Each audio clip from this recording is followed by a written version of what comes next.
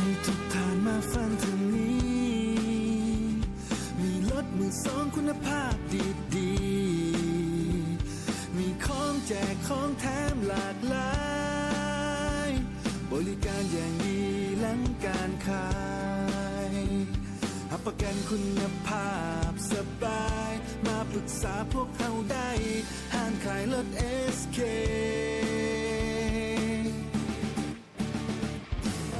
SK ขายรถมือสอ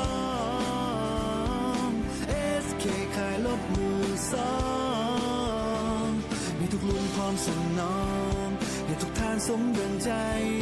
บริการว่องไวทันใจเรื่องการเงินก็ลงกันได้ SK ขายรถมือสอง SK ขายรถมือสอ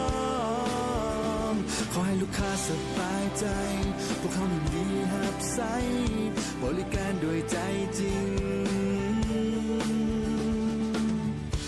ห้างขายรถ SK SK ขายรถมือสอง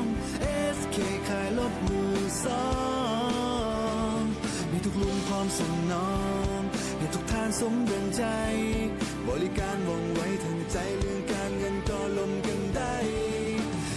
SK ขายรถมือสอง SK ขายรถมือสองขอให้ลูกค้าสบายใจพวกเขายินดีรับใช้บริการด้วยใจจริง SK ขายรถมือสอง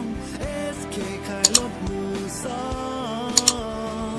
มีทุกรุ่นพร้อมสนองให้ทุกท่านสมดังใจบริการว่องไวทันใจ